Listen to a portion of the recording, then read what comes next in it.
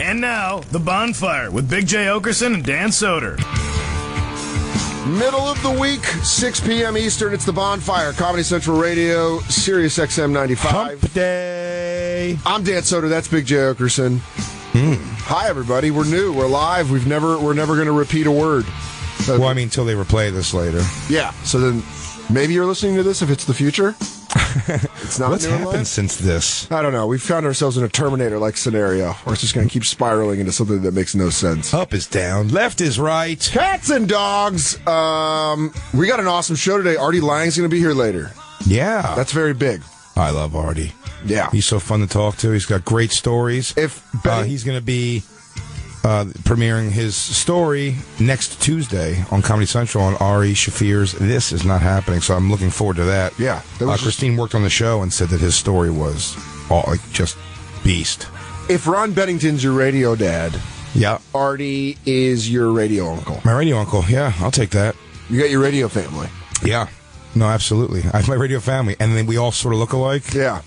You also like to just pound out a Thanksgiving dinner together. Oh man, yeah. And then I'm like I would say I'm like the latchkey kid that just comes and hangs out at your house all the time. You're my babysitter. Yeah, not even just like your friend from school. They're like, "Hey, does Dan want to eat over?" we had such a fun day today. You came over for a little bit. We watched an intervention. I got you watching it now. Yeah, don't act like you don't enjoy it. I loved it. Yeah, Terry from Canada. And by the way, the bummer of this one, both of them stayed sober. I was happy about that because I'm on the other side of it. Since 2012, both of them sober. And Brittany was a pig.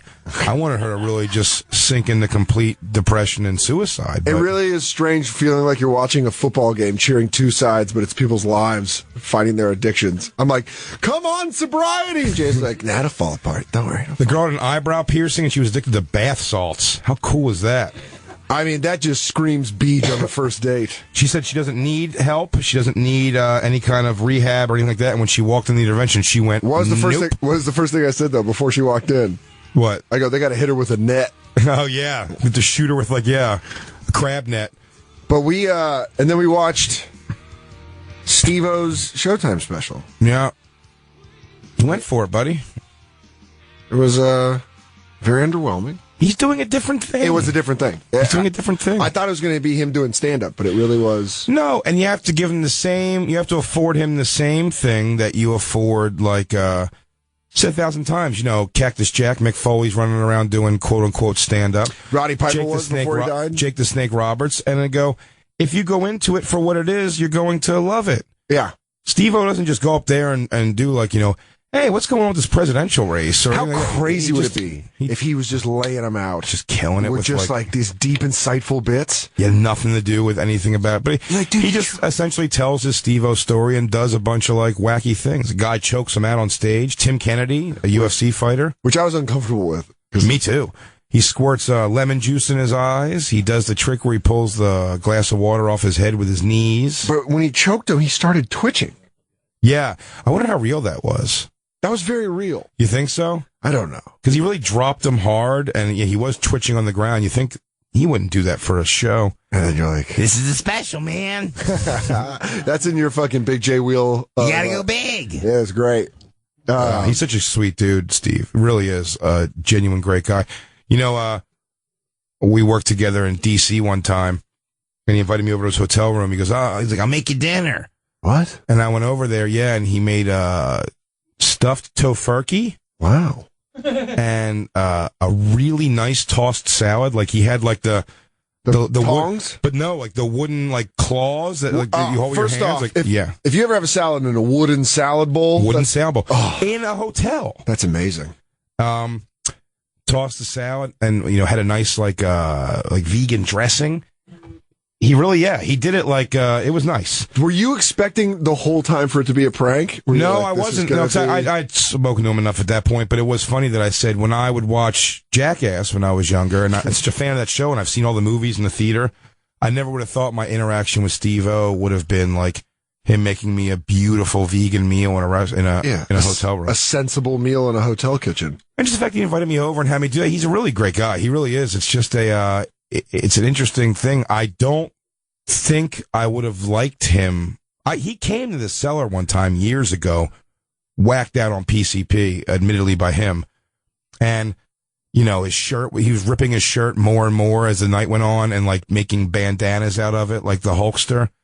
And he wore a book bag the whole time. He went up on stage and it was just rambling nonsense. I was there. Yeah, I went on before him. I remember he was wearing a red shirt and he kept like taking it off and like. Do you remember you were smoking? I was still smoking at the time, and we would meet each other outside, and I go, Steve was looking for you. And you're like, no. I think you knew he was on drugs. Well, he wasn't looking for me. I didn't know him at that point. Then never mind. Then it was a different time. That was somebody else. Him. No, it was somebody else. Who was it? No, I would never try to avoid him. When he comes to town, I try to hang out with him. I think he is a darling of a human being. Fuck, now I'm confused on who it was. Someone was like, looking for you, and they were annoying me while I was smoking a cigarette, and I was upstairs, and I went downstairs when you were in the stairwell. It couldn't be Steve-O. It wasn't Steve-O. Yeah, it wasn't Steve-O. It was, let's think of who it was, though. Now I want to know. Fuck. I was still drinking. Who's looking for me? Then I'm like, jeez. You gave me a look, you were like, okay, where is he? I was like, I think he's in the olive tree. Somebody who's going to be a problem when they're out and about? Yes. I'll tell you, man, when I was like hanging out at one point with a young career Dustin Keller. Yes! At Eastville. Yeah. I remember that. Oh, my God. Rich and Bonnie were on that show. Holy shit. I was doing a check spot on the next show. A guy who was like, a millionaire, a football player. Yeah. Young, hot rookie, like really having a great season. And he would just get plowed and come to comedy shows. And really, Rich Voss is on stage. Not, living legend makes it sound too dramatic, I think. But I mean, fantastic pro comedian, hilarious. Yeah. And they're just yelling out, it's like, put Big J on. And, this is going back 8 years when, like, there's no reason to yell that out at a comedy club. And I remember Bonnie went on, and Bonnie got into it with one of the girls that was in Dustin's group. Yeah, I think his girlfriend. Yeah. And then him and Lewis almost got into a fist fight. I was in the bar. I was outside, and it was great because they kept coming out and going like, Jay, you got to go get your friend. And I was like, I'll be in a minute. I just kept avoiding it. I just stayed outside. And then when he came outside, he was just like, man, fuck this club. This club's bullshit. And he was outside drinking. And I was just like, yeah, they don't know how to treat people here. I just like to take his side completely. You should take the whole bottle out with you. You know what, man? Burn this bitch down. I don't even care. I bet they got insurance money on it. But he did really helping him out. He did a real turnaround. Yeah. Like he really just I think he just like matured like 1 year or something, realized there was like You know what it is? He was there the year that, what was the guy who just got hammered and fucking flipped his car and killed a baby or something? Was it one of the wide receivers? It wasn't that drastic, obviously. Shit, who, Brandon Marshall? Yeah, wasn't it Brandon Marshall? Got in some real fucking shit for driving drunk. So then the Jets actually did a thing where, if you're a player, all you have to do is call this party bus company and they will take you around like a limo wherever you want to go. And he just kind of used that from then on out. Very smart. And, I don't think he had a drinking and driving problem. He just used, I don't know, for some reason about that, he just got his shit together. And he never was a problem again, ever. He's been to the Stand. He's, Really? Yeah, he comes to see me every time I'm in Austin, Cap City Comedy Club. Because he played for why? Does he, No, he's done. He's not going back to football. He doesn't, in the Miami Dolphins preseason when he played for them. Yeah. Got his knee bent backwards for him. And it is a harsh piece of video, especially. It's amazing what it puts on something when you know the guy. Yeah, bring up Christine. Can you find Dustin Keller getting his knee blown out? I remember for some reason the East Village with the New York Jets and comedians, Nate Bargatze and I were across the street from Eastville at Stillwater, that bar, right when Mark Sanchez got drafted by the Jets. Mm-hmm. And Nate had this great idea where he's like, I don't like the way Pete Carroll treated Mark Sanchez. I'm going to go say something to Mark Sanchez. You saw him there? Yeah. He was Okay. at the bar. And Nate's got all his Vandy shit on and just walks up to Mark and goes, what's up, man? And he's like, hey, how you doing? He's like, I don't think it's cool what Carroll did to you. And he's like, okay. And Nate's like, all right, man. All right, good hang. Yeah, comes back and it was one of the weirdest introductions. It was just like, what? But I get it. I get why he did it. What's the most snubbed you've ever been? What's the most snubbed you've ever been by a celebrity? Has it ever happened to you? Yeah. I mean, there's like, I'm trying to think of who's been the rudest to me.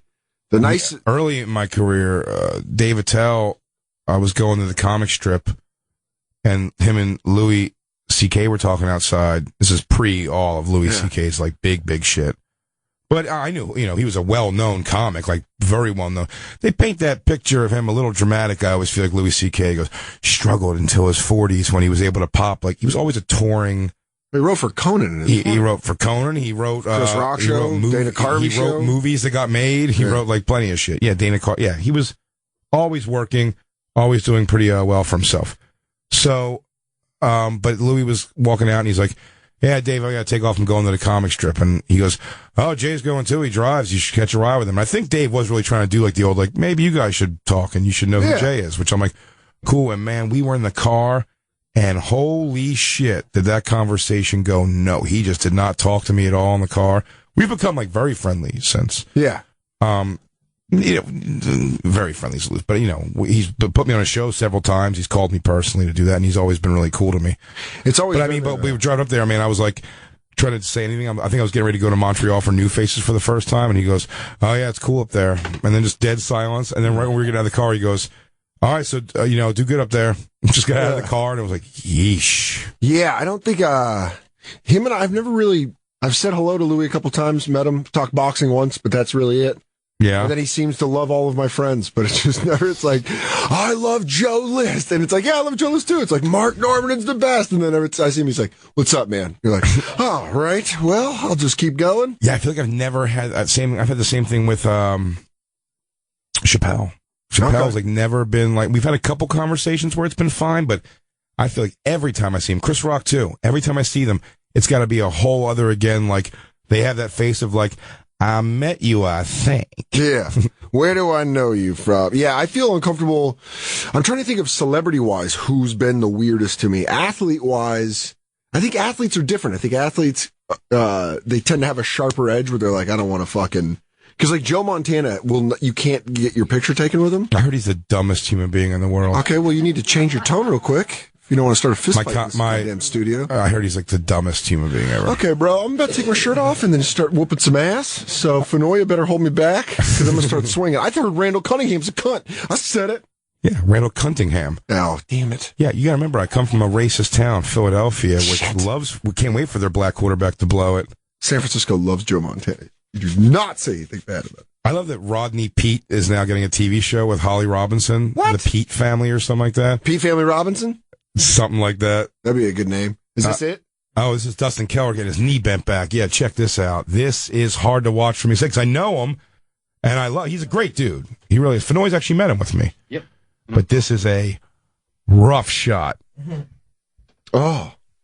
Okay, they're just showing pictures. Christine doesn't understand sports, so she doesn't know where to go. No, but you know what it is? It's like, it's all stills. Like, you can see the actual highlight. You know when they want your boxing highlights because of a pay-per-view on ESPN, so they just have to show you pictures of people getting punched? Yeah, that's the worst. Like courtroom drawings of Mike Tyson biting a guy's ear off. You're like, that's what happened on HBO, but we can't get the rights to it. I like saying biting a guy's ear off like it wasn't Evander Holyfield. Yeah, it was just him. Are you finding that? Yeah, no, it's just a bunch of stills. Recording of... There it is. That's fine, though. This is harsh. This is video of Dustin Keller blowing out his knee. Oh! Now, wait till they show you those so slow-mo that but that's like that's not as bad as the Napoleon Kaufman running back thing when he was on the Raiders and he got his knee blown I'm sure there's plenty of worse things. Joe Theismann. Hoops when the kid landed in his Louisville? Popped, yeah. Was that Louisville? He popped right out. Or Cincy or Louisville? Yeah, I don't know. Oh, he landed and just his little pecker legs just broke in half. Yeah, his fault. Right out. Oh, they got to re-show this on slow-mo. But you got to know when that happens. You're like, right here, watch. Done. This is pretty rough. Right there. Hold on, bro. Oh! Ow! Ow! Oh. Look. Oh.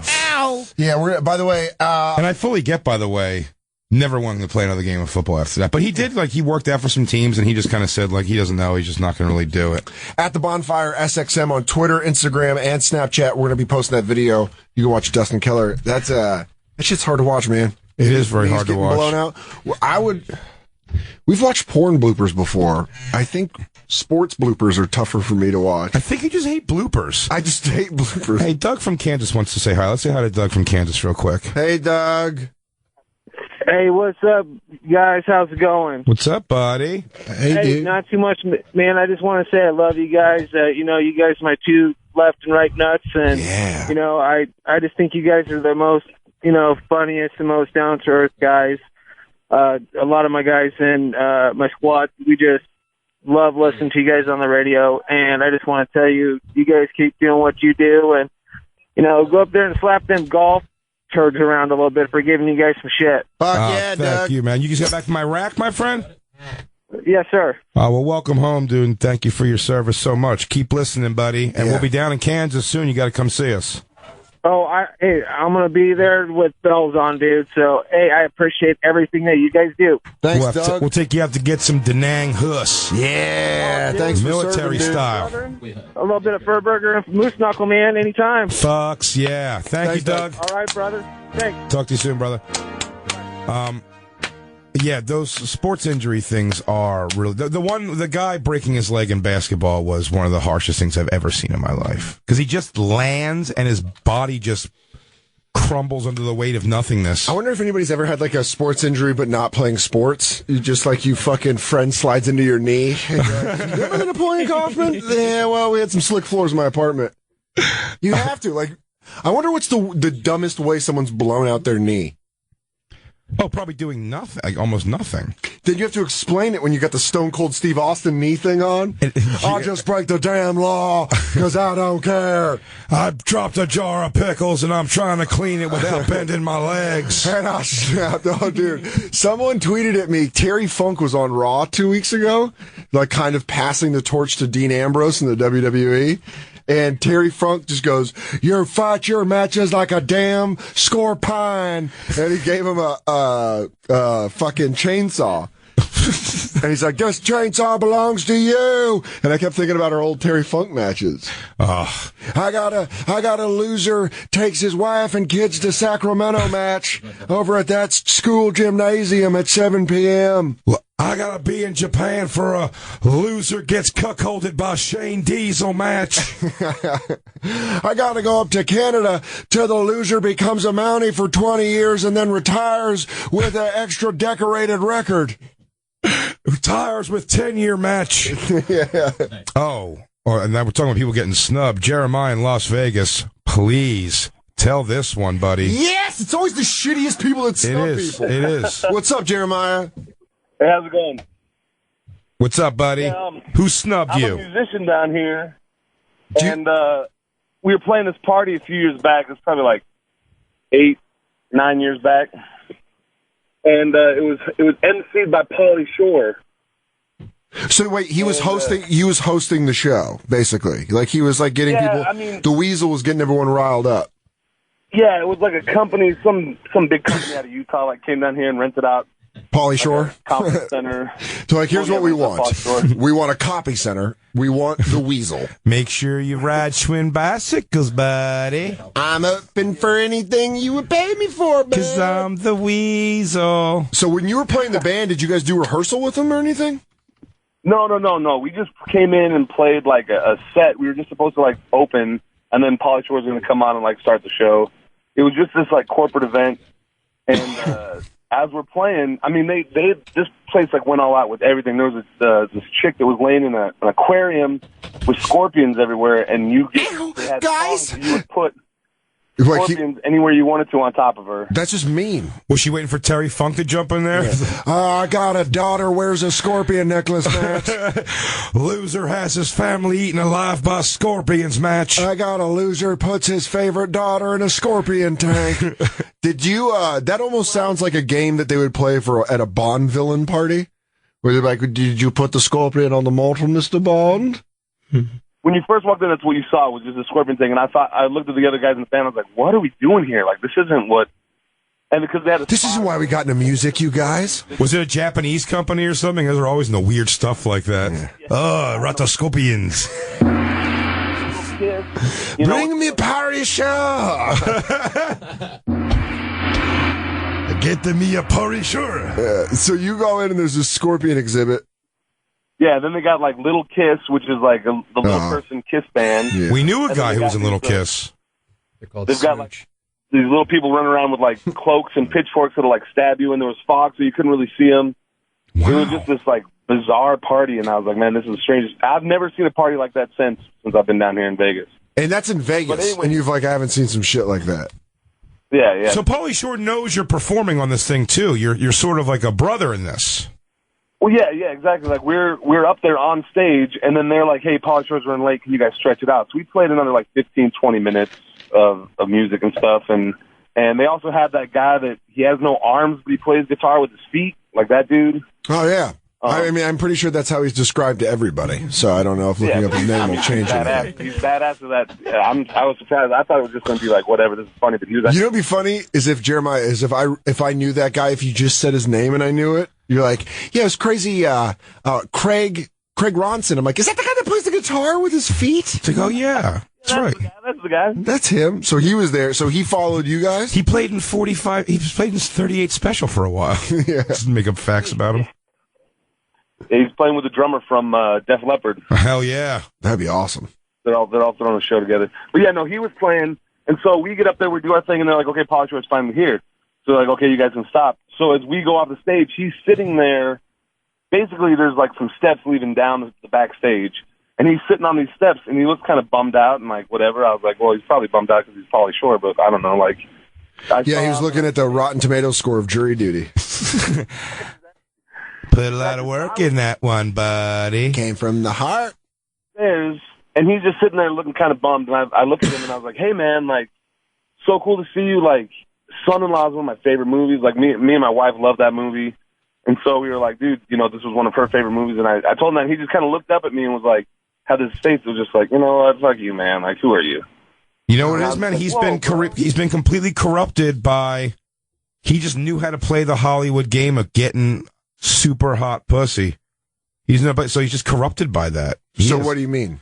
He's just like he doesn't have any humility. He's never lived a life of humility. It doesn't matter. All of his failures mean nothing to him. He has to go on. Dude, there's a documentary out right now. It might be. No, it's on Showtime. I think it's Showtime. It's called Pauly Shore Can't Stop or something like that.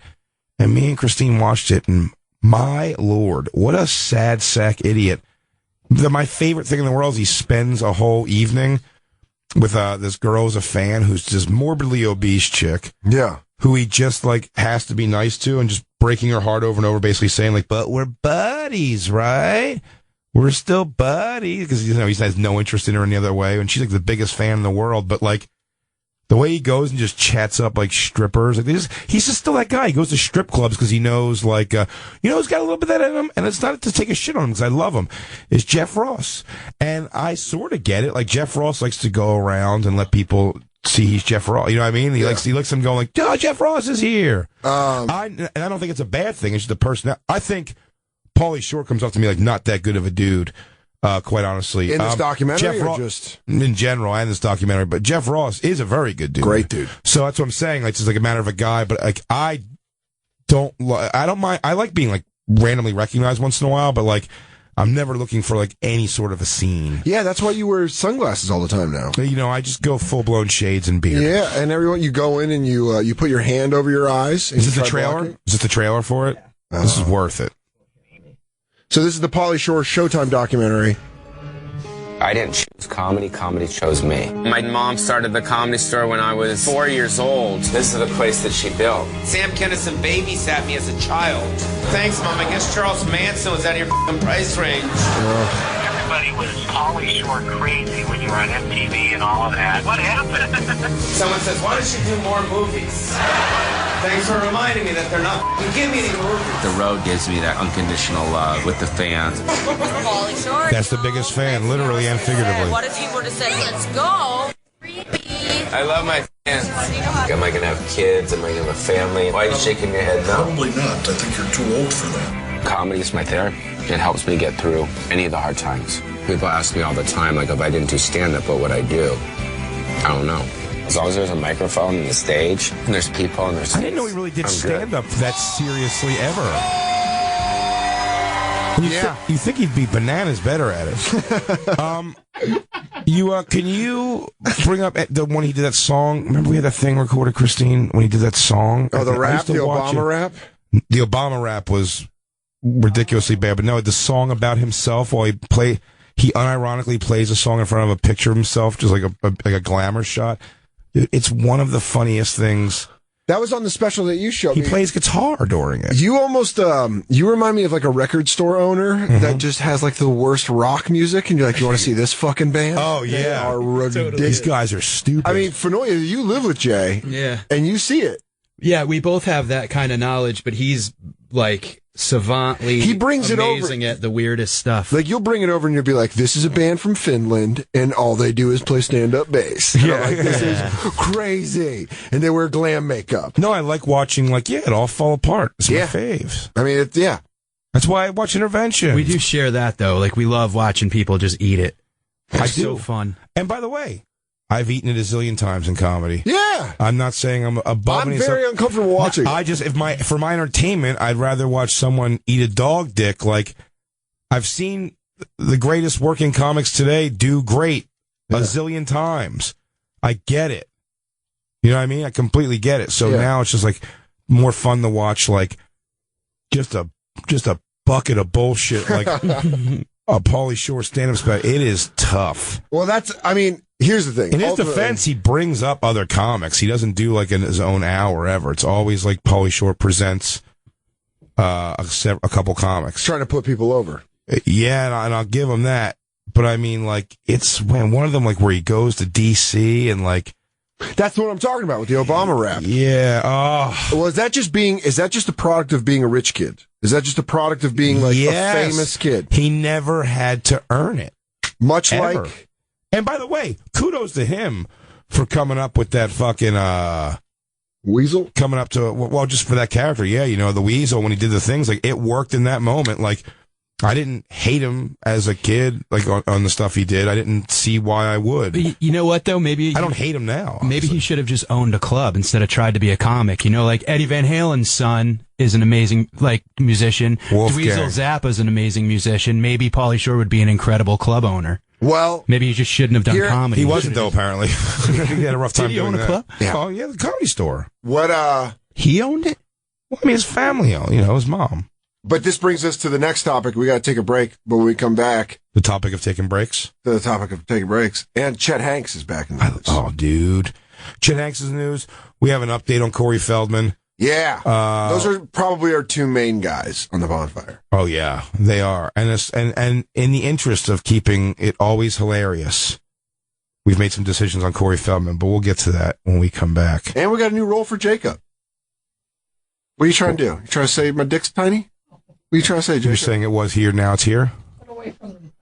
No, I like standing like this. Lou's handling it. That sounds great. Yeah, you sound fantastic. Fucking Lou's on it. I got your back. Thanks, Lou. I could eat the mic, or I could lean against the wall like a cool kid smoking a cigarette in middle school. You can leave the fucking room. I'll stand where I want to stay. Slapping pylons around. I'll slap a pile. I'm going to You take don't a take break. no shit. You know what? Dan Soder is actually going to be, where are you at this week? Comic strip in Edmonton, the West Edmonton Mall, next weekend. 7th through the 9th. 7th through the 9th. And Big J is going to be at the House of Comedy this weekend, Minneapolis, March 31st through In Sunday. the Mall of America. Through Sunday, April 3rd. See what happened when I stood up, Jacob? I fucking blew the mic out. You can get tickets at bigjcomedy.com. It's the Bonfire. We'll be right back. Did you ever oversleep because the bed was too comfortable? Have you been too busy and needed to recoup with sleep? How did you feel when you woke up, Jay? Crappy. Wait, no, you're supposed to say great. Great. Did you know getting quality sleep is an important part of a healthy lifestyle? It's just as important as a balanced diet and regular exercise. You hate exercise. Though. Hate it. You extra balance your diet. Yeah. You could measure on my diet. It's so, I don't know. But the new Sleep Number research shows people with Sleep Number beds who use the Sleep IQ technology experienced improved sleep quality and more restful time in bed. The Sleep Number bed lets me choose my ideal firmness and then change it. Like I'm at a 50 and you're a 75 because you have no soul. But my soul is just very light. But Christine sleeps in what? What's yours? A 50? It changes. I think I'm up to like 65 now. You're a 65? Yeah, she's getting a barrel ass. Needs more support. See? Well, that's the whole thing. Sleep Bed, the Sleep Number is perfect bed for couples with optional sleep IQ technology. It's going to track your sleep so you know how to adjust for the best night's sleep. Shape the best sleep of your life with the Sleep Number mattress and Sleeping IQ technology, starting at $1,099.98. Worth it. I said to Christine last night that I was like, these really are. It's amazing. They're amazing. When I get in it at night, yeah, and it really last night was like a late night. Yeah. When you get into bed, you're really tired, and it's just like, wow, really is great. So you got to know better sleep with Sleep Number. To find your Sleep Number setting today, go to a Sleep Number store. Find one near you by going to sleepnumber.com, and be sure to tell them the Bonfire sent you. Hey, what's up? It's Sean Donnelly, and you're listening to The Bonfire with Big J. Oakerson and Dan Soder. I think Big J is cuddly, and I love Dan Soder's gravelly voice. That's the Yankee Rose. David Lee Roth. We are doing Going Solo Wednesdays. Yeah, we just make it up now. Now we just play whatever we feel like, man. It's Going Solo. Who needs Van Halen when you got DLR in his prime? Dude, I said it. What's the best one? The in Unchained. Unchained, right? When he goes, what's the line? I don't know. He goes, look at you. You're going to get some leg tonight for sure. Yeah. And I go, give me a break, Dave. He goes, one break coming up. I do know that. That's the best one. Can we get to that? I want to get good at talking before jokes. That's Van Halen, though. That's not. I know. But just him talking in general was always great. I mean, he has a whole song of talk. Isn't Ice Cream Man pretty much 100% talking? Hot for Teachers, all talking pretty much. Put your hand between my legs, ease the seat back. He's running. Wow. I can really see the steam coming off the road. It's just, we should do a whole album of him just giving directions over rock music where he's like, whoa, you're going to want to take the 95. Oh, here you go. That would be a great voice for him. Coming down. Take the 101. For sure. Tell us how you do. Come on, Dave. Give me the break. Give me a break. One break coming up. yeah, that's what they got to do. We got to start doing that with breaks, just with David Lee Roth. One break coming up. Take the 205 and then transfer over to the 70. You're going to be driving at the speed limit. Ease down. Fix your mirrors. Easy pass up. Exact change only. Change. He was doing highway driving with David Lee Roth. We only exact change. Yeah. If David Lee Roth ever hears this, we just gave you an album idea. You motherfucker. We were talking about Pauly Shore before the break, about him might not be the best guy. I don't know. Never met him. Yeah, Portland from New Mexico called. It said there's a video of Paw of the Weasel getting punched on stage in December of 2006 at 8th Street Comedy Club in Odessa, Texas. December 2006. I was turning 28 years old. Where are you? I was living in Tucson, Arizona, about to move to New York City. Rip it, Christine. It's not fucking cool. I'm in the middle of my shit. Hey, fuck you. He paid to be here just like the rest of us. Well, first of all, shut the fuck up, fucking hoss. What? Fucking come up here. No, bro. What the fuck? Dude, stop. Guy with the cowboy hat? Stop. I'm sorry, bro. I know, but he was fucking talking during my show. Everybody else has been talking to. Well, you know what? That's fucking how it is. Sometimes people gotta shut the fuck up. I'm not saying anything. That's fake. Phony. You think? I call fable on that. That's totally fake. Why do you say that? Christine, if you can Google it. I like how they're breaking it down like it's... Why do you say it's fake? It's just fake. That's not a real punch. You just don't want to believe it could happen to him? No one would hit the weasel. Yeah, no it's one would have phony. the gall to punch the weasel. Dude, that's fake. That's a fake video. Watch. Hey, Mike, is it fake? I bet it's fake. Oh, that's the brass coming down. Yeah. It's totally fake. Corporate Dan knows one thing, baby. He set it up? Corporate Dan knows when it's a real thing or when it's a fake thing. Did he set it up for publicity? Cops say Pauly Shore video fake. The cops had to get involved? How great would it be if you went out and bought that same cowboy hat and that same shirt and just fucking cold clocked him on the street? Now it's real. I think it's cold cocked him. I said, what did I say? Cold clocked? It's you can clock a guy or you can cold cock him. Oh my God. But you can't cold clock a guy. All these years. I've just been walking around threatening to cold clock. What? Freezing cold time. I'm right about that. Cock. Yeah. You can clock somebody or you can cold cock them. But it's cold cock. You don't cold clock. I cold clock. So welcome to the new world. That's a 1-2. Yeah. Who wants a cold clock? I'm handing out cold clocks all day long. It's a great thing to say. We got cold time. What happened to you, son? I got cold cocked at school. Yeah, cold cocked. Cold cocked is a great term for it. Or clocked. And then he clocked me. Cold cut. Now someone says they have a video of Pauly Shore breaking his ankle. I mean, I want to see all these things happen to him. Oh, sports injuries involving Pauly Shore. What? We're Crossover. Super meta, but we got to talk about Chet Hanks, too, because everyone's tweeting at us. We have so much show left. Well, Can we just watch him break his ankle, please? All right, we'll watch him break his ankle, but then we got to move on to our boy Chet Hanks. And then I'll eat all my Brussels sprouts. I swear to God. Hanks et bois. I swear to God. Hanks et bois. Is there such a thing? Pat in Philly.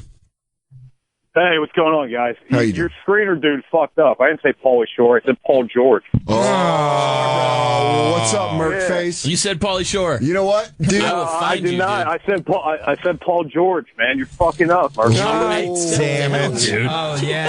Oh, you, Pat, I just want to let you know, because of his fuck up, now he's not the first crew member to wear the ghillie suits when I bring him back from Canada. Oh, fucking dead Pat, you Philly piece of shit. And we were all good. Jesus. Hey, wow. dude. Murphy's got wound up there. Yeah, Merkface takes his shirt off. He's all fucking inked up. Well, as soon as we give Merkface the ghillie suit, he's going right outside of Pat's house. It's going to be right in the weeds. I saw this. This is brutal. Paul George breaking his ankle. Yeah, let's check this out. George. Thanks for calling in, Pat. We're going to watch that right now. And this is from Goes a little bit too fast for his own good. Nice contest, but a foul. Paul George has. By the way, this is at the All-Star game. Into the stanchion. Oh, no, the USA basketball. That's what it was. I was watching this. This is the most important thing right now. You were awake at 3 in the morning to watch it live? It's always just some weird time. Yeah, in Lithuania. Fucking stay healthy. The Estonia Invitational. So we have video right now. Paul George at the USA basketball, Team USA, Blue vs. White game 2014, breaking his leg. Christine, skim through. Gets like the replays. Speculate as to the. I just like the broadcaster talk. It lets me get to work on my a chance to work on my Bill Walton. Well, they really give you a nice look at Coach K. Throw it down, big man. Playing basketball, whether you throw it down. Oh man. Gish. Playing pickup basketball. That's fake. I would never play basketball again. It's fake. Cops say that's a fake ankle. Paul George. He faked it to get out of the USA games or the USA games. What the fuck am I talking about? Hey, buddy. Did you find Pauly Shore's politics song? The one he does at the end of that? There it is. That has to be it. No. Trailers, not the song. The song's not on there.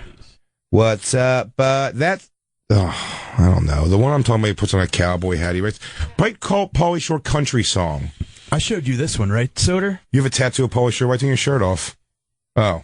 That's snap. See that scar? Yeah, what is that from? I snapped my humerus bone in half snowboarding in Breckenridge. Talk about a shitty accident. A little kid lost control of his skis behind me. He fell off a bar stool laughing at Pauly Shore material. Took my legs out, and I went up, landed on my elbow, and I snapped it completely in half. Because of a child. Because of a kid. And he goes, "Sorry, mister," and took off. Sorry, mister, but you'll remember me the rest of your goddamn life. Yep, now my arm looks like one of those mad balls. You look like you joined Project Mayhem, and they put that burning salt on the back of your head. It looks like your bicep was pregnant, and now it has stretch marks. Yeah, my bicep had a C-section. Now nobody wants it.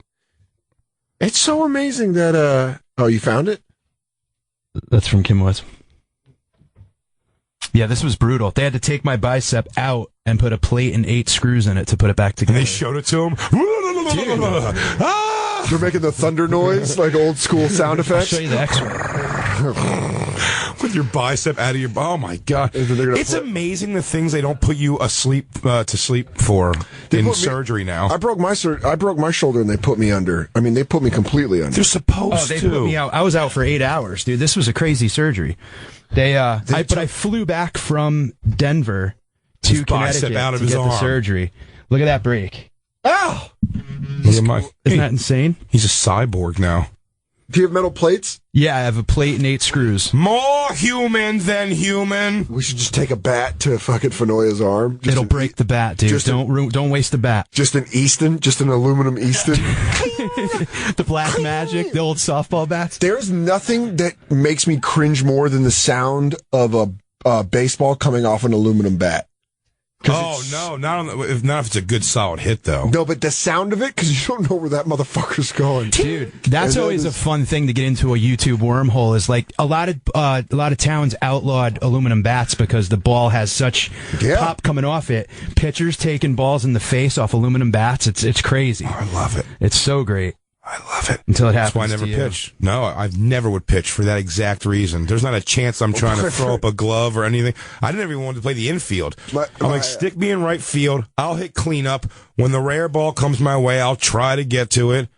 I had a cannon, so I'll hit third base from where by the time I catch it, the guy's rounding third, by the way. By the time I get to it. By the time I'm just lumbering my fat ass over to the ball. You really had but I mean, it's funny. I lumber to it really slow, but then I still pick it up and sidearm it low. And just gun it, put it on a roll quarter. Yeah, just one quarter. Yeah. I just imagine Jay doing a light crow hop.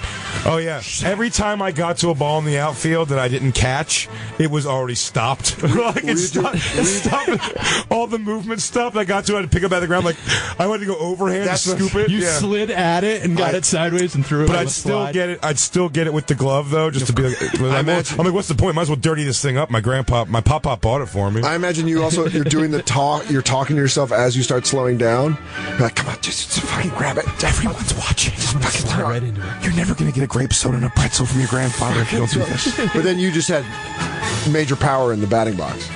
I get hit, and I have I have good eyes, good vision. Did you have a rat tail? And oh yeah. When we were in Edmonton, Jay hit a shot from across he threw over a street. There was we had an apple left. Oh yeah, we were tossing apples. We were tossing apples at various things. Okay. And this was great. This was actually, it sounds like Mike's going to tell a story of you're going to be like, why are you wasting everyone's time with this? And I'm telling you thanks, what. Jay. No. It started because you're telling a story about us throwing apples in Edmonton. This was something we talked about this for a week afterwards. Go ahead, Mike. My apologies. Tell the legend. I don't like that you guys are starting this off like it's a Bo Jackson story. Oh no. This was something about Jay outran a cheetah in Edmonton. This was oh my God, something. Do you remember the rabbit? That whole trip was crazy. But anyway, we were leaving. We were all packed going to the airport. We had the 2 apples left, and we picked a thing, and we're like, let's toss and see who can get it. Yeah. Shopping cart across a 4-lane street. From the yard at the condo behind trees into a Home Depot, a lot of obstructions, trees, like cars going by, and I throw it and I try to throw a seed. I tried to throw a pill and hit the shopping cart and make the apple explode. I totally missed. You got Connecticut cocky. I got a little cocky. And Jay kind of goes more for the fluty end of the game Hail Mary. Put some wind under it. Nothing but net. It just sails up and I lost it. I'm like, amazing. Where is it? Boom, right in, and it almost kind of like Play-Doh into a Play-Doh machine. It split it complete. Just remember in Tecmo Ball when you score a touchdown and they would do the Super Bowl hug. Yeah, that's what me and Mike did right out there. You jumped up and did the one. I was so excited. It was such an exciting time. I'll tell you what, small victories now in life is a pretty big thing. Man, me and Mike went outside and tossed a football. And there's is it not politically correct to say sort of retarded guy on our block who wanders around? I know him. I met him. You have, yeah. And he's sort of retarded. He came over and he's so very socially awkward. And he goes, let me get a few throws in. And he goes back and forth and he starts asking Mike weird questions. He's like, where are you from? And Mike goes, I live in Connecticut, friend. Mike talks. Yeah. And then he goes, hey, amigo. He goes, Connecticut, fuck Connecticut. And he just throws the ball away. Dude, he just takes a look. What? He never broke eye contact with me. And he goes, Connecticut sucks. And he just launches the ball at Moonstruck. He just threw a fucking out pattern to a diner. That's and Jay and I were like, dude, we were having a pass. And he just leaves. He just left. He just never acknowledged that again. He just bulldogged Mike, the bulldog. He bulldogged the town bulldog. He bulldog the bulldog. God damn, I hate that. You wanna waddle like a duck, come on and waddle. Come on and waddle like a duck. Waddle like a duck, come on and waddle like a duck. You know you wanna waddle. You know you wanna waddle. You know you wanna waddle, so waddle. Come on and waddle like a duck. Waddle like a duck. Come on and waddle like a duck. Do you waddle like a duck? 'Cause I could waddle like a duck. Come on and waddle. Waddle like a duck. Waddle like a duck. I had him on my show today, and he broke out a couple new characters. We gave him the Banana Man. We gave him the greatest night of his life. But I mean, at the stand, we gave the Jolly Cat came out to the stand. Soder gets so wound up over that. I don't get wound up. It just drives me nuts. You're not a fan. No. I think he's a wonderful human being. He's a lovely soul. I've seen the message that he wrote you. He seems like such a loving guy. That song drives me fucking nuts. Because you can't get it out of your head. No, I can't get it out of my head. head. What is it? What is it not? Is it a stanza? Is It a sonnet? infects you. It infects you. It's Look not at you. a song. You're getting your double dimples. It's a song. How's it a song? What is it? What is it if it's not a song? It's nothing. It's nothing at all. No, but what is it? What's the There's classification? No instruments. I don't know what it is. What would you call it if you were to describe it? Hey, listen to this blank. What would it be? This guy makes Soder irate. I know, he really. I've never seen I'm coming this. after this because it's a song. All right, it's a fucking song. Fine, There. we'll call it a It's song. a song that I don't like. Well, you know, I would call it a masterpiece. I couldn't even get behind you there at all because, I mean, for Christ's sakes, it's a song. It's maybe my favorite song. Yeah. I don't know. Not only is it a song, Limerick. I'm surprised It's this a thing's not on. limerick. If I could have a recording that I could listen to on my iPhone, I would. He's got big plans, man. You haven't seen the end of Jolly Cat. I hope He's got he a sells whole- out the arena. I hope he sells out Madison Square Garden. And me and you'll be front row singing along? No, Come on. I'll be in Queens watching Netflix. Dude, I told you, I was pounding the roof of the building. Like, come on and waddle. Waddle like a duck. Well, Grumpy Dog will be in Queens. He said it was amazing he made it, he felt like he played the Garden that night at the stand. He was like, man, it was just so great to have everybody out, and I feel like some people weren't really there. He told a story about how he went to America's Got Talent. Yeah. And America's Got Talent people, he made it past the first audition, and they were like, we're going to fly you out, it's going to be great. And he went on stage and he got booed off in like 10 seconds. Yeah, exactly. And he was like surprised about it. And when he was telling me, I was like, yeah. And You're like, that's sort of kind of what happens, like it's trial. Not if I was there, man. I would have stood up and made that guy. I would have made him move on to the next round. You should be a stage mom. I really want to be a stage mom. He's fantastic. He's he's a little loopy. He's a loopy dude. But he's a sweetheart. He's battling his demons. Oh, I don't man. doubt that at all. And I didn't say he wasn't. It's like it's not for me. It's not my cup of tea. Just That's fair enough. Well, kind of talking about people who don't have any idea of what's going on in the world. We had a discussion about Cory Feldman, the Fell Dog.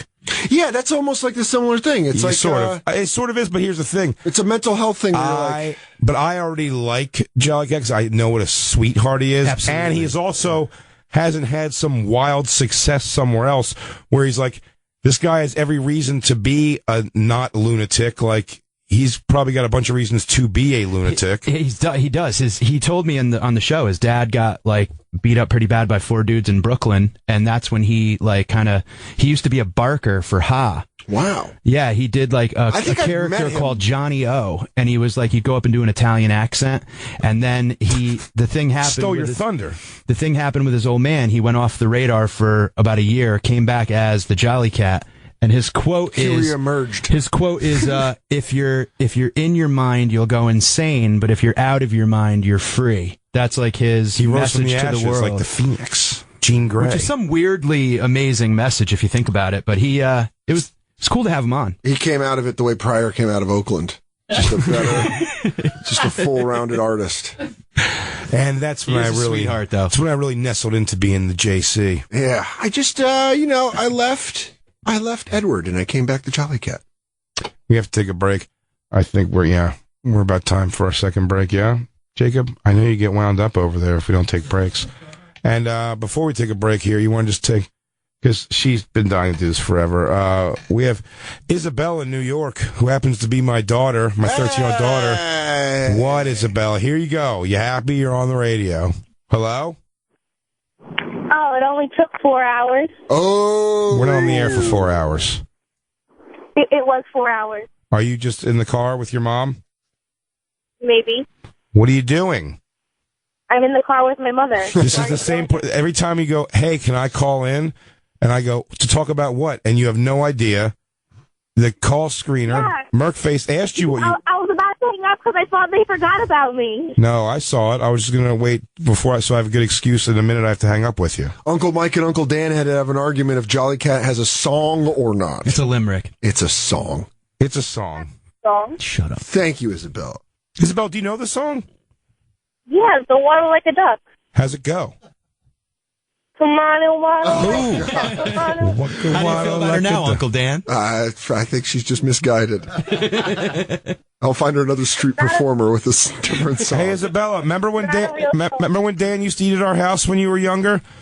Remember how... And he would drink milk with everything? He drank milk with everything, like a little boy, and sat Indian style on the carpet. And I'll tell you this, it's one of my favorite home-cooked meals I've ever had in my life. Chicken, mushrooms, and milk. Delicious.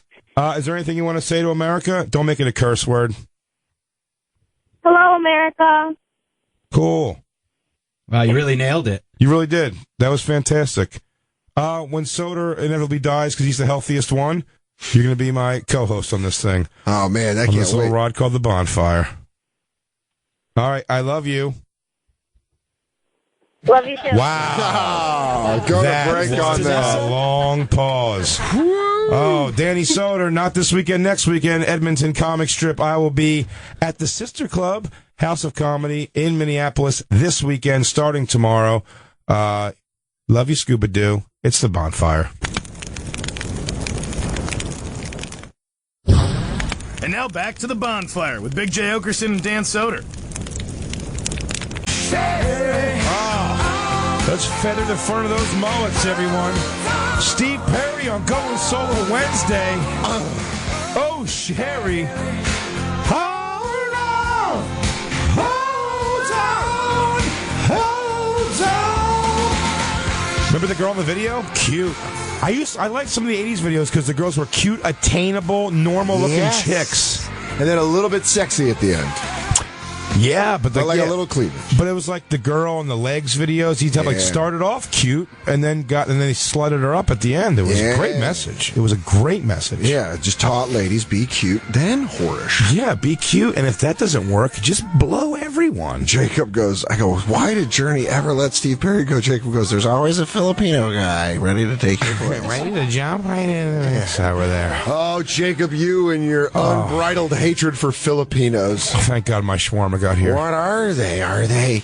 Jacob's like, I don't know if they're Spanish or Asian. Always some kind of something. They got voices from the diaphragms. Tagalog, such a strange language. Diaphragms. We didn't talk about Chet Hayes. We didn't talk about Feld Dog either. Oh, well, all right. Let's jump. How about this for Genesis? Because we're waiting on Artie Lange. So let's do Pauly Shore into Cory Feldman. Into Chet Hanks. Cool. Well, we've already Pauly Shored. We Pauly Shored. Cory Feldman. Now, if you don't know, if you listen to Monday's episode, a camper, we haven't found the exact link where, donated money, and we will give credit when we find out who it is. Yes, to his Indiegogo campaign. For his album, and then under the name The Bonfire, and then Cory Feldman tweeted. Thanks to Jay and Dave. Still don't know who Dave is from The Bonfire. Actually, then he apologized. He corrected himself, too, said it was autocorrect. Probably a lie, but whatever. You know, Fenoya brought up a great point. There was a mistake in that autocorrect that they would have really changed that. But then he said, you know, I'll come on the show if your fans don't heckle me, which we, of course, agreed with. And then we said, you know, hey, leave him alone so we can get him on the show. You know, it'd be cool to have him in here. Then you watched the entire video. I watched the video of him, you know, asking for help, crowdfunding with Indiegogo for his plan. And it just made me go, if we have him in, it's going to be weird.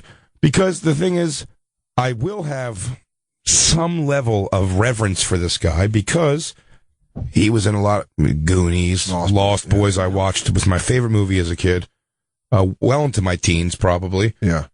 I like a lot of his stuff, and I feel like I'm just watching a guy who just doesn't have a grip on reality. And it's like, I feel like having him in, well, I'd love to have somebody come in under the right circumstances and find out they have no connection to reality and making that, like, you know, historic radio.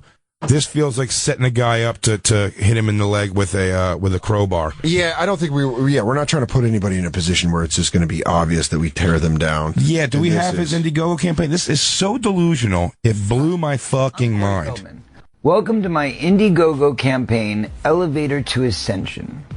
Welcome to Feldmansion Studios. Feldmansion. This is where I've been locked away for the last, decade, but really for the last few years. So if you haven't seen or heard of me much, that's because I've been in here. Hold on, pause real quick. This decade-long album project. I just imagine someone just going insane. Like, where the fuck is Cory Feldman?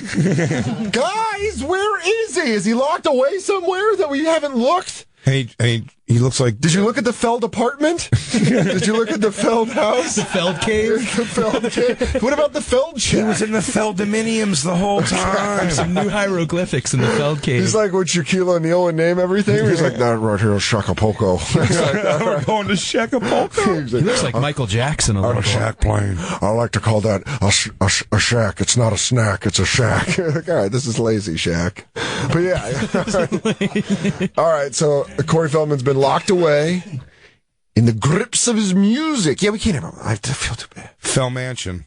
That's where he's been for the last couple of years. And he also looks like Dracula. He was like 115 years old an hour ago, and then he killed a virgin, and he's starting to get better. It also looks like he's announced into dinner parties with trumpets where they go, the Prince of Monaco. Yeah, look at that crest he's got on his. He's got a crest. Go ahead. It's like a Knights of the Round Table That's shirt. That's not all I've been doing. Obviously, in that time, I put out another album with my band Truth Movement. We toured the United States. And I put out a couple Lost Boys films and a couple seasons of a show called The Two Corys and a few other movies along the way. So I have been very busy. But anyway, enough about that. Let's talk about Angelic to the Core, my new album project. Angelic to the Core is an exciting new musical journey, kind of like a concept album, but instead of telling a story... Lost me. Here's the real thing. You lose me as a concept album. If I'm ever in my career and I announce I'm doing a concept album... Merkface, I want you to rappel from the roof and shoot me square in the head. But aren't you curious to see what a fell dog? By the way, donate to this thing. Let's see this. It's a double fucking album. That's at least 24 tracks. 22. Dude, he's raised $4,000 in 9 days. It's 22 tracks. All right, bro. I was guessing, and I almost nailed it. I know you did. You did great. I wasn't condemning you. I'm just saying it's 22 tracks. I just get real ramped up. You get so ramped up. But I mean, I want to see what this is going to be because he doesn't have one song that is not completely hilarious. It's a Feldsept album. I mean, it's a Feldsept. All right, let's keep going. A musical experience. How long? A musical it's journey long. We'll skim through all types of sounds, from EDM to pop to rock to hip hop, everything in between. It's literally a sound of the ages, and the songs. Yeah. Well, it is literally a music gangbang. We are taking beats and getting it to them from every angle. Prepare to take stiff cock in the ears from the fell dog. It's fell cock. What if he played it that way? What if he just played it super braggadocious and over the top? Hey, you're probably sitting at home, soft or dry? Well, listen to a little bit of the Feld dog music. It's felsturbation for your ears. Oh, all right. Keep going. There's 22 of them. It's a double album. It's a very big project, and it also happens to feature some of today's greatest names in music. Oh. From Snoop Dogg, Fred Durst, B. Howard. Time out. How much from the coke and weed do you have to divvy out to get those guys to swing by the Feldmansion? Did someone leave Cory Feldman asleep in the Feldmansion from '99? Because it was like top names in music. I'm talking Sugar Ray, everyone you can get. Everyone. The guy he goes drowning pool. He goes, that guy died. Yeah. What? Power Man 5000. Also, I don't know if you know this. Quick rumor on the music scene: Hootie's going solo under the name Darius Ruck. Skilo. Rob Thomas. Who was I doing a Rob Thomas? We were doing that the other day. We were walking. 2 of 3 doors down. Yeah. Couldn't get the third guy. We just got the actual doors. Yeah. 1 finger of death punch. All right. And now, so he's got the top musicians. Dolls, Rick One from Black Eyed Peas, Scott Page and John Caron from Pink Floyd. By the way, the only I don't know who the people from Pink Floyd were, and he named the only person from Black Eyed Peas I've never heard of. Try again. None of those people are. It's a really great project, and I'm really excited for you guys to hear it. The only problem is, I'm a little tiny record label, and I need you to hear me on the mainstream. I need to make Billboard. I need to make the top 40. This is all the big goal. He's I need crazier than a shithouse rat. Promoted, marketed, publicized, and big enough to warrant the size tour that we want to bring to you. Hold on real quick. Okay, now this is where the delusion happens, and this is where I think I see the delusion is when you're straight up like, yo, you need to support me so I can go sell out arenas. You're like, fuck you, dude. Yeah, it's bonkers. This guy is, he's out of his fucking gourd. He goes, it's going to be a major, huge musical experience. Like, he's been doing music for years. No one's bought into it. And he just doesn't get... No, it's just so sad. He doesn't understand being laughed at because they still want him at the party, and he doesn't understand irony, I guess. Well, and I think he has like a party kid. You have to understand a lot of these other kids, I can't speak for all of them, but when I saw him we watched that video of him with Skrillex. Remember that? And they did this old song, whatever it was, they brought back the song, and it was kind of funny. I picture Skrillex maybe isn't laughing at him because Skrillex, is probably some fucking sort of rich kid from California whose parents bought him a bunch of like turntables and shit when he was younger. No, he was in like a band. He had like I read a Rolling Stone article about Skrillex. I think he came up, but I see what you mean as far as... I just feel like it's like we're all doing blow and whatever else. Or maybe Cory Feldman's like crazy straight edge and who knows now. Whatever it is, his mind is jarbled up. What it is it doesn't seem to be like, there's just, it's almost like, yeah, you're right. His mind was jarbled up because he was a celebrity by the time he was a kid. Sure. And so now the world is completely warped. And he's making a Feldmitment that I don't know if he can stand up to, man. I mean, that's a huge Feldmitment to my ears. A double Feldbum? So keep playing. If I can get on the Billboard charts, which is very hard to do. Now, just to give you a little bit of history, with this album, when I first released Ascension Millennium as the first single, we released a video to MTV. That video made buzzworthy status within 12 hours. Within 6 months, it had been seen by 1 million people worldwide. It was an instant viral hit. See, he doesn't understand that single. Laughing a little bit at it. Yeah, it's sad. You doesn't get it. Last night at dinner, you were talking about how we have dinner together. We do. We eat slowly and staring in each other's eyes. It's a very sensual experience. We light candles. We talk about show prep. We have tiny bowls of clam chowder soup. And a raw bar. A raw bar. 2 men sharing raw oysters. The scariest of foods and also aphrodisiacs. Well, we were talking about how you said Joey Fatone gets it. Joey Fatone from NSYNC knows who he is now. From everything I can tell. Yes. When I spent a little bit of time with Joey Fatone on the Impractical Jokers cruise, out of the gates, I didn't go approaching him to be like laugh at him like this jag-off. I was like, yeah, it'd be great to meet him. The guy was one of the biggest stars in the world at one point, so I was like, yeah, let's meet him. He was mellow, humble, easy to talk to dude out of the gates, and on top of that, as the trip went on, as the trip went on, and I actually hung out with him, I said he was on my fucking Flip Cup team. Yeah, we just hung out, and he's just like a guy who fully gets it. He knows at one point he was being, military escorts to the airport, and now he's fucking. On a Practical Jokers cruise playing Flip Cup with me. Artie Lange just walked in studio. There he is. What is this? Is this still Eminem's studio? Was this? No, Shade 45 is across the way here. Yeah, if I walked by the studio, I would fail a piss test.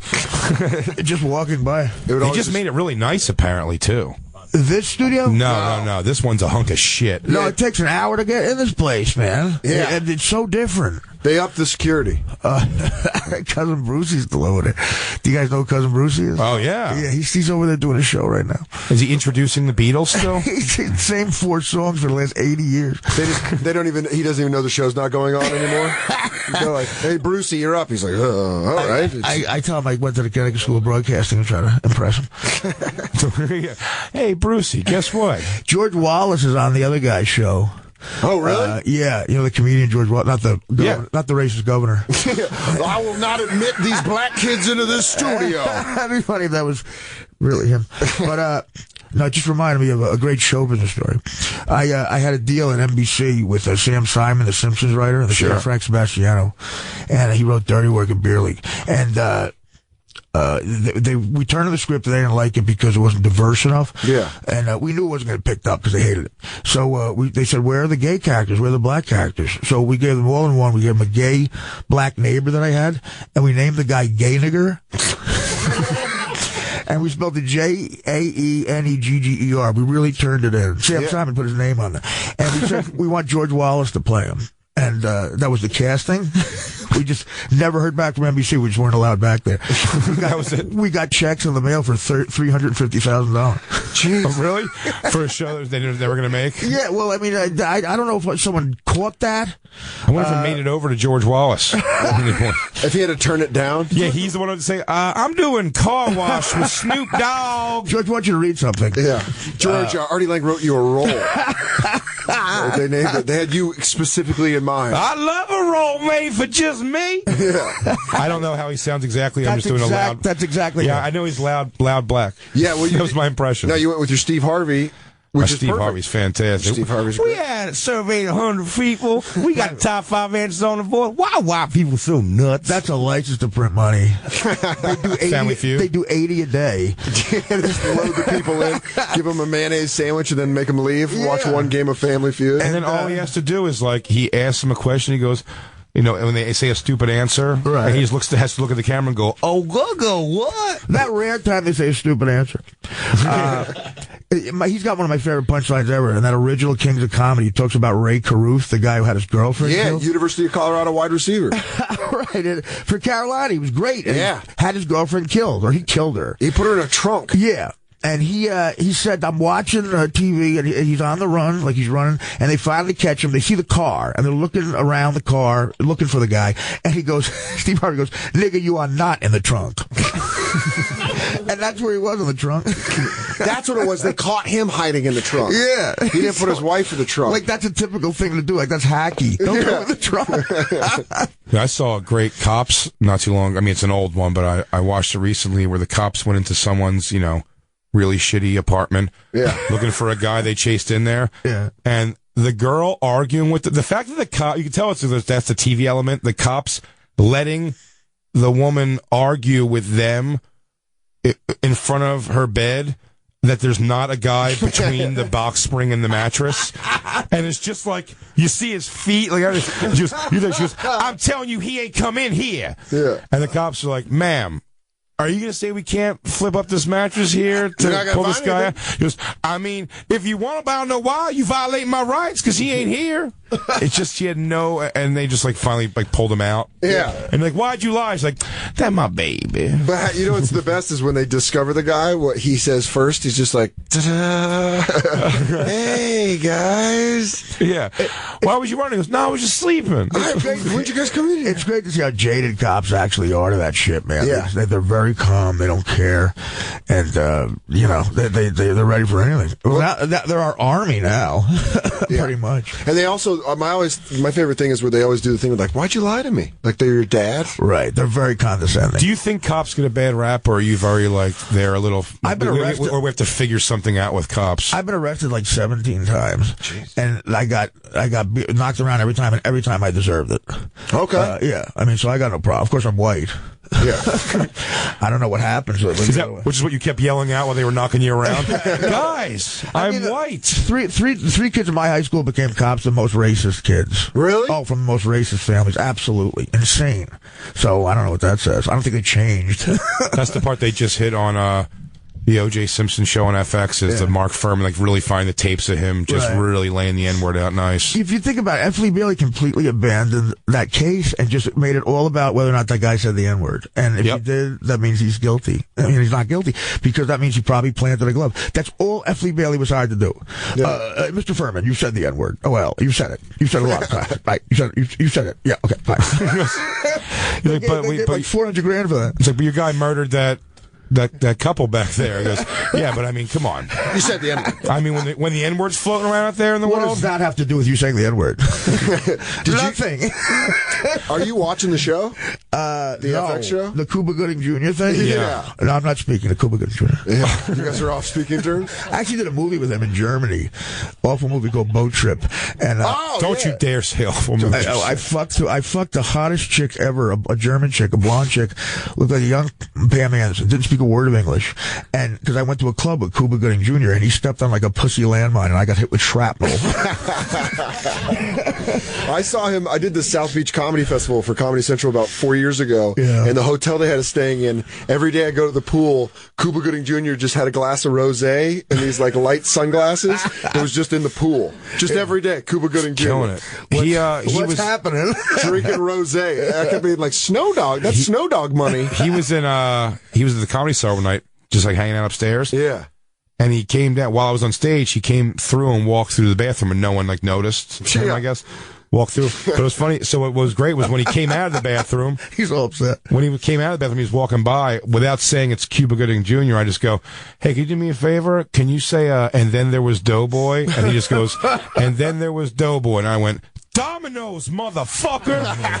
And I was like, oh, you can go. Thank you so much. That was off my bucket list now. And everyone realized it was him. That's a great moment for you to get that. That was great. But he's like, you can find videos of him like dancing all over clubs. He's like he's like a wild like drink. I don't know if he's a drunk or a problem. Him and his trainer, who they paid to take over there, were dancing, and I just wasn't going to compete. Like with that. choreographed? I imagine were they choreographed dancing? I imagine all their dances are like Jean-Claude Van Damme and kickboxer. It really looks. I mean, they look good but stupid at the same time. Yeah. Sure. And I had to be on the set the next day at 6 a.m. I got home at 5. I fucked her till 5:02. And I was pointing the doorknobs like there was a language barrier. I had to go. I don't want to leave her in the room, so I go like door, leave. That's how you told her to get out. Yeah, but I told her she could be in the movie the night before. She understood that. I had to give her a call time. She didn't understand leave, but she understand you got a part. I said, yes, your call time's 9 p.m. tonight. Be in the lobby. She was gorgeous. Yeah. That's good for you, man. I would have no concept of how I would pick up a chick in a foreign land. Well, she thought I was in the movie, and it was forget it. And then it was like, a retarded guy could slip in the pussy. Really? Yeah. Like it's that thrown at you. Yeah, like, why don't we just fuck? That's the whole reason they're there. They heard a movie's being shot. They just go there to fuck people in the movie. Yeah, they're the hottest girl in their little tiny German village. Right. Well, there's a lot of hot chicks there. Yeah. I mean, the key grip got like an Arizona 8. That's fucking great. We fuck chicks all the time. Arizona 8. That German accent is so scary. I was in Amsterdam once for a bachelor party. I totally blew off my buddy's bachelor party. I got a hooker in the red light district. I was with her for 3 days, and we were snorting Oxycontin in my room. And we had to get out of the room. I said, I have to leave here. I could be in Secaucus, New Jersey. I want to see the town. And I called her a whore guide because she knew more about the fucking city than the tour guide. Yeah. Who was a really scary Nazi-looking guy, young kid, like a Hitler youth. Yeah. So steel eyes. Yeah. And so she's pointing out the Rembrandt Museum. He goes, and that is the Anne Frank house. Very sad what happened there. Very sad. She's like, you want me to suck you off in the Anne Frank house? It was very awkward. It was very sad. Then he put his head down and mourn, and I guess he counts how long you're supposed to mourn for. Yeah. Then he puts his head down and goes, and that is a great place for pancakes. And I went to both things. He was right about both things. Yeah. I love that you went to Amsterdam and blew off the bachelor party. There was a girl who lives with her family in the attic right there. It's very terrible what happened, and Shut up. Do you like blueberry pancakes? Shut up, Klink. That's all I know in German. She was very good. That's great that you're just showing her a door handle and you're like, she's like, I see you down there. And then she's like, I'm in the movie, right? Yeah, you play his wife. This diabolical bitch. That was fun, though. Me and Will Ferrell played gay guys in that.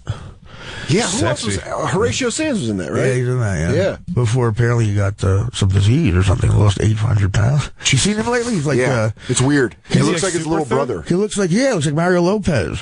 That happened that Will Sasso, too, right? He lost a whole bunch of weight, got weird. Yeah, but I saw Will Sasso, he stopped by and did a guest set when I was in Vancouver a couple weeks ago. Porked up a little bit again? He's like, back to being a decent size. Worried about him. Okay, well, he's okay. I guess managing a Home Depot wasn't his career. I guess I got old. You can catch Artie Lange on Ari Shafir's This Is Not Happening storytelling show next Tuesday, April 5th, 12:30 a.m. on Comedy Central. That Christine was working on that, though. She said your story was just killer. Christine, I look forward to seeing it. Christine is great at what she does. She was very nice. And that was fun. What was she doing exactly? Because I thought just blowing L.A. people while I was stuck back here in New York. Like moving people around, telling people their career's over.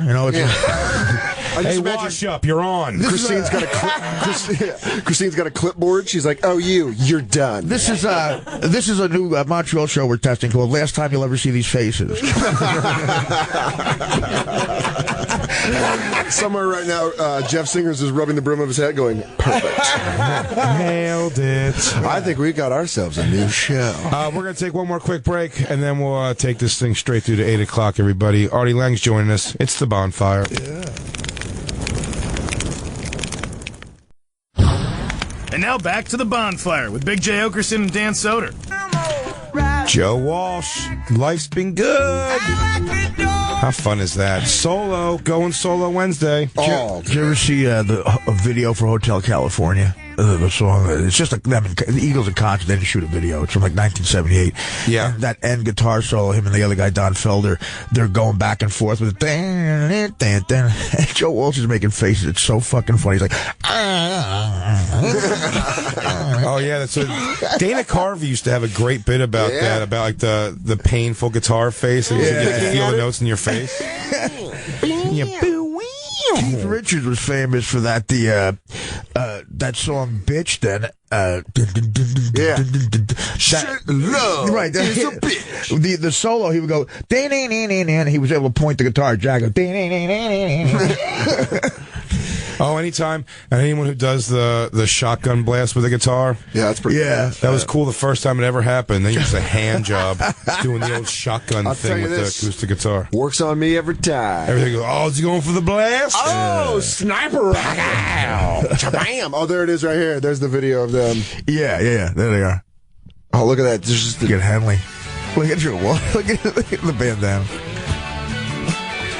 Joe Walsh is such a great, ugly rock star, but it looked cool on him. He used to bang Stevie Nicks. You know the song "Don't Come Around Here No More"? Yeah.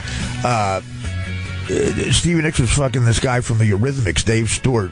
And really? Joe Walsh kept knocking on the door drunk to come up, and she kept yelling out, "Don't come around here no more." Don't come around. Because she was out of her mind, and the guy, Dave Stewart, wrote a song and gave it to Tom Petty. Yeah. Oh, it's hilarious. Don't come around here no more. Don't come around here no more. And then he just makes it about Alice in Wonderland because he's a doof. This guy, did you see the Eagles documentary? This guy Felder says, I was sitting in Malibu and I just started fucking around with the guitar and the lick for Hotel California came out. I think $50 million later. Oh, I know. Music shit's unbelievable. Was that in the 7th hour of that documentary? Because holy shit, that thing was long. At one point, that documentary just becomes Glenn Fry telling people to go fuck themselves. Well, fuck you. If you don't want to sing Take It to the Limit, fucking quit. Think I want to sing Peaceful Easy fucking Our producer Jacob willed Glenn Fry's death. I don't know if you know that. What happened? Not a Glenn Fry guy. Jacob hates Glenn Fry. I said some bad words on the air, and the next day he was dead. Yeah, the Smuggler's Blues. Yeah. What do you mean? You argued with him on the air? No, he just on the show said he hated Glenn Fry, and then by the next episode he was dead. Wow, gone. You willed it, buddy. Yeah, you're like the kid in Twilight Zone when you think bad things. We got to be nice to Jacob now. That's right. Shitty commercial of him working out. plugging the shitty gym. Yeah. Maybe you have that. It incensed me. Maybe you have that power. Can you say you hate Matthew Perry? Oh, I'm a Friends fan. I'll have to step in and save Matthew Perry's life. The whole generation thinks he invented sarcasm.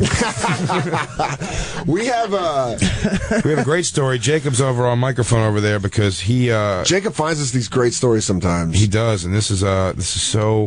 What'd you find, Jacob? This is so pertinent. No, I mean, this is the new Vanity Fair issue. There's a huge article on Sumner Redstone. Yeah. And the legal battle over him, how senile he is. He's 92 years old. Explain who Sumner Redstone He's the head of Viacom. So he's our boss. Well, Viacom started MTV, and eventually it was Infinity, where Howard was, at CBS. It was everything. It was Comedy Central. Right. VH1. Yeah, tons of shit. Basically, the people that run the show. Mel Karmazin was his second, and he was the guy, Yeah. So Sumner Redstone is our boss. So what's happening with our boss? He was born literally 2 days before the discovery of dirt. And then there was dirt. There was Sumner, then there was dirt. You had to create Sumner Redstone to find the dirt. It's evolution, man. You got to wrap your head around. Put the pieces together, man. Well, I mean, apparently he's 92 and he's super senile now, and he's gone down to his basic instincts of just sex and food. Eating and fucking. That's it. Yeah. He just eats and fucks. But, I mean, And 92 is pretty impressive. You I'm can fuck 48. I'm down to just food. But I don't know if he knows he's fucking. If you read the article, I pulled some stuff for you. He is super out of it. How so? I mean, his handlers are just telling him he's having sex, he's orgasming. Why don't you read some? Do you have some specific quotes that you could read us? What do you mean? There's like, oh, Sumner, you're so big. Oh, stop it! You're gonna break my hips, sir. You're ripping me in half, you big cock donkey dick motherfucker. If you can't feel an orgasm, it's over. Yeah. Well, by the way, there's apparently a camera's in his mansion, so this is where the sex tape. Yeah, it says there's supposedly a sex tape made by one of Sumner's handlers inside Beverly Park. According to people who have heard about it, the tape shows a butt-naked Redstone. Butt naked's in quotes too, which and is the telephone gave me shit. My buddy who works construction told me it was Chelsea Handler who made the tape. That chick won't stop showing her tits on everything and her Instagram thing. I don't get it. I'm okay with it. All right. Boobs. You know, I also don't get that she says she's younger than me. I just don't believe that's possible. I don't think that's true either. I don't think that's true at all. But she calls herself, like, I think she still says she's like 35 or something like that. Yeah, that's not true. I mean, I'm pretty sure she says, I mean, I'm 38, and I know There's she's no always way she's younger than when I was 36 or something like that, 35 maybe, she said she was 30. Yeah, she was born in 1935. I think that's what She fought the Red Skull, and then I found an amulet that keeps me young. The tape shows a butt-naked Redstone watching two women kissing. A butt-naked Redstone? I know. He's just sitting there, kind of like comatose, says one of the people who heard about its contents. Dead. Yeah. But it says, then Redstone heaves himself over the armrest of the chair. It sounds like in Misery when James Caan's just trying to get out in time before she gets back. Yeah, it's always the thing in the movie where the body is drugged, but the mind is still awake. Yeah. Like, coma. Yeah, it's called torture. He heaves himself over the armrest of the chair, and the two women direct their attention towards him. The other person who heard about the contents of the tape said, just visualizing the scene, quote-unquote, ruined my sex life for a couple weeks. Redstone declined to comment because he had a mouth full of puss. You know why? You know what they left out of that article is when they said that the women started paying attention to him. They forgot the deep sighs when they realized that he had heaved himself. God. How much they That's when they realized how much they love crack. Did this scarecrow really just heave himself at me? Guys, I thought the taxidermied leopard just moved at us. So we said, like, just got to hold him, we were saying earlier, hold him by the belt and just, like, ram him into a chick. I imagine it's like Wizard of Oz where he's like, I need oil. They didn't mention the third woman who's loading a bunch of Ray Romano's Emmys into a bag.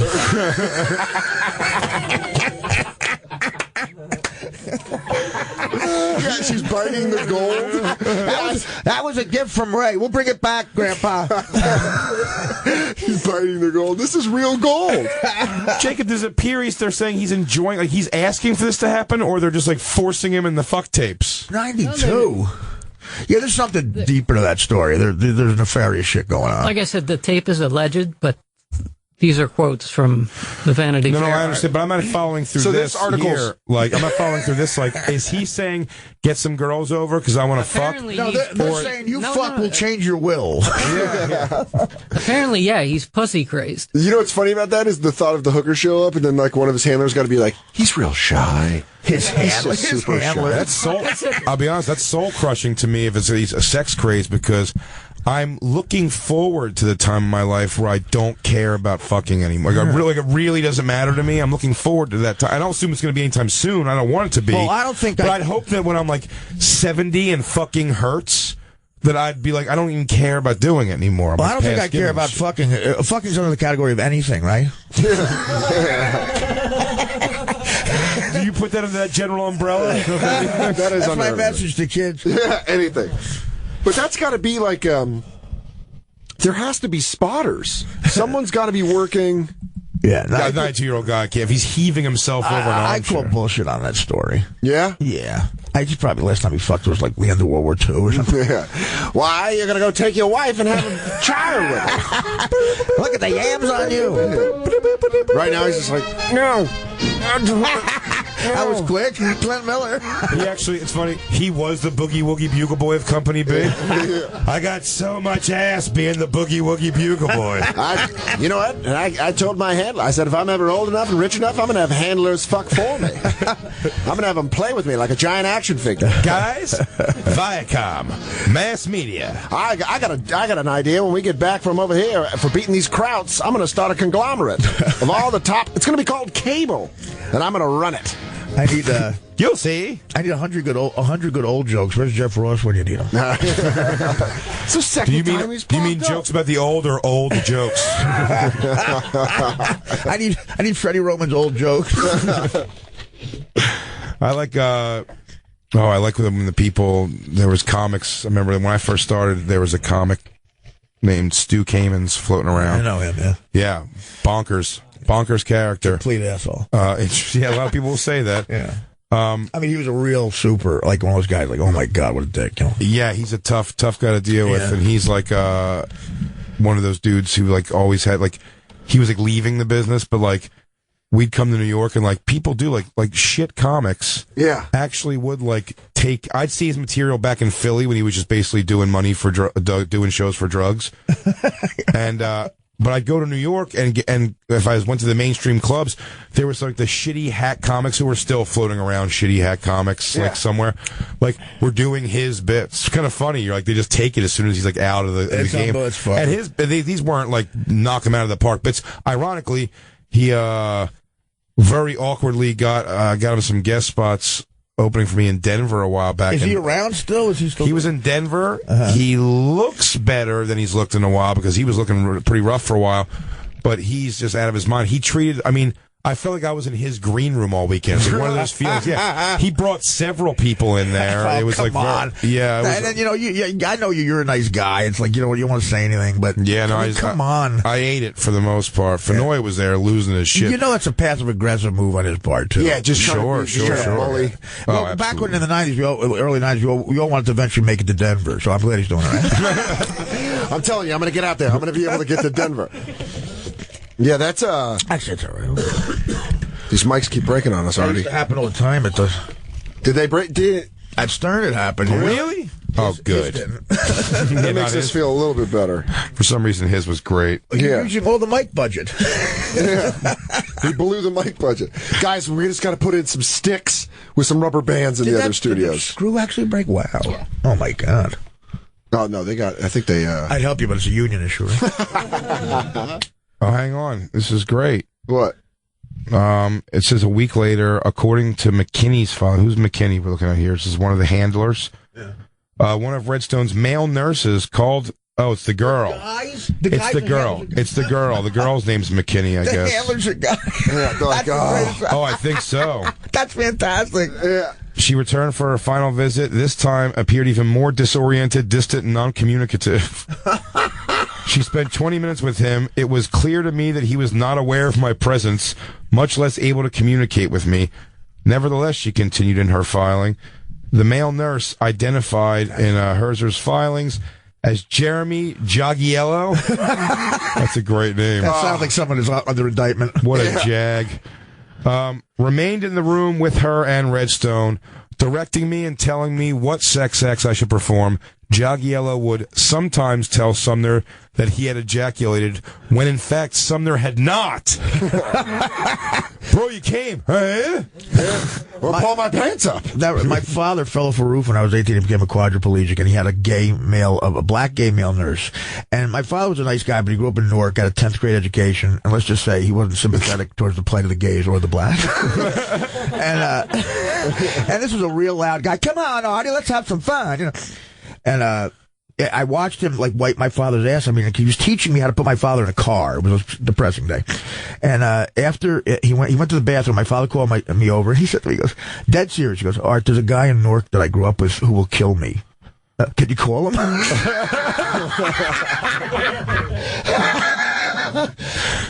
It'd be great if the gay black nurse knew that, and he would just like just doing weird things like just out the window, like bouncing on a trampoline with Artie. Yeah. Just no. I said that's a mom question.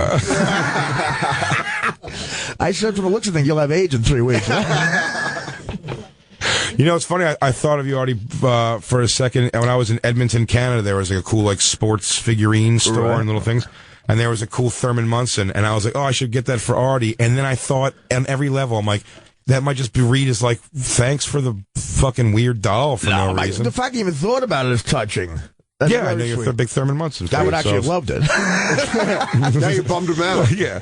Grab it for me while you're out there. See you there next week. I had a great idea for a present, but then I was like, nah, fuck Dude, that I was going to mail you $4 million, and I was like, you'll be insulted. Well, guys are like that thing where who are you going to carry it? Like, you're going to gift for another guy. And then you feel like you fetched someone something. I brought you a thing because I'm your thing. And then every time I come by your place, I have to look around like, did he put it up? Artie, thanks for that gig in Buffalo. Just thank you. Thank you so much for coming and hanging out with us, man. Please do it again soon. You guys are two of the funniest guys, man. Oh, thank you. That's an honor coming from you, man. Thanks for thinking of me. No, absolutely. When Christine said you were coming on here, we lost our shit. Is there time for my song? Christine has it. Christine, do you have the track? Play it up. Did Pharrell send over the track? Artie Lange's new album called Hoboken will be you can catch Artie on Ari Shaffir's This Is Not Happening next Tuesday, April 5th at 12:30 a.m. on Comedy Central. And Artie's going to be recording his podcast live at the Stress Factory in New Brunswick, New Jersey on April 15th at 3 p.m. We're going to reenact Greg Giraldo's death. That special guest Margaret Cho. They're going to be handing out placebo pills, except one of them won't be. What happened with Margaret Cho? She had a meltdown? Oh, it was a crouching tiger, man. She was in the rafters by the end. Did she have dancing along the walls? Did she have a meltdown and start telling punchlines? Shit got crazy. She stopped looking more and more like an old... She looks like Sho Kosugi, the guy who played Revenge of the Ninja. Her longtime fans were upset she was being funny.